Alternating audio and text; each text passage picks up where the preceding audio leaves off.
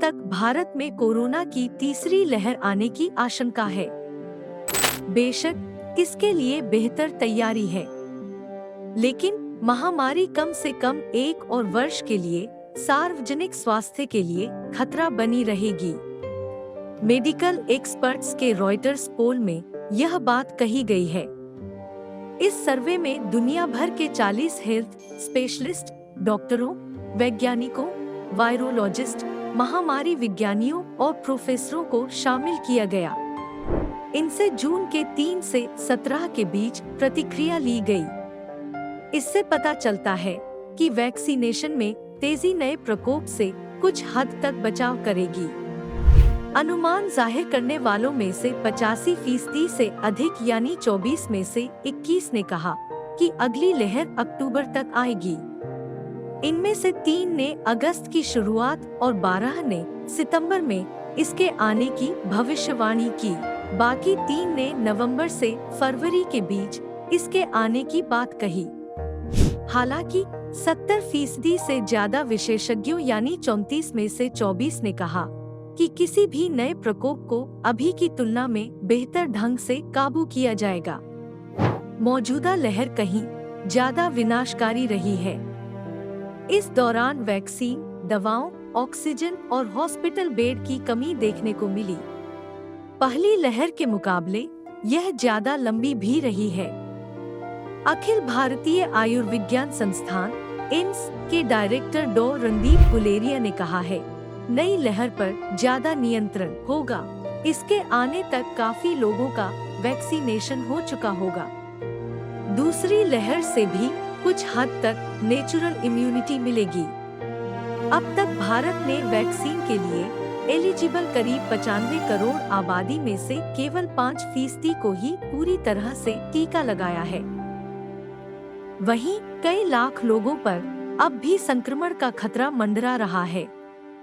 ज्यादातर health experts ने जहां भविष्यवाणी की थी कि इस साल वैक्सीनेशन अभियान में काफी तेजी आएगी, वहीं उन्होंने बंदिशों को जल्दी हटाने के प्रति आगाह किया था।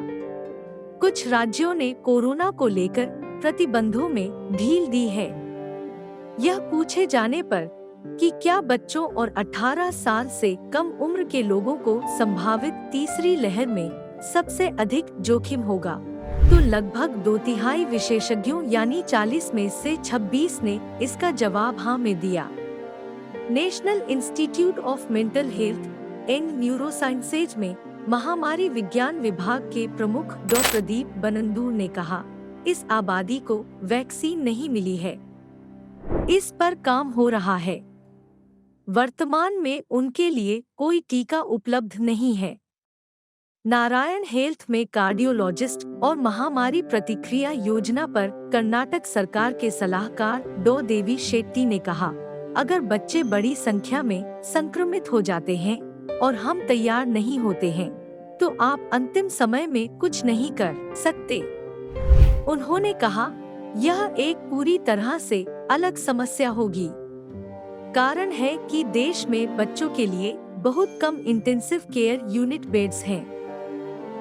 पहले से तैयारी नहीं की गई तो स्थिति बहुत खराब हो जाएगी।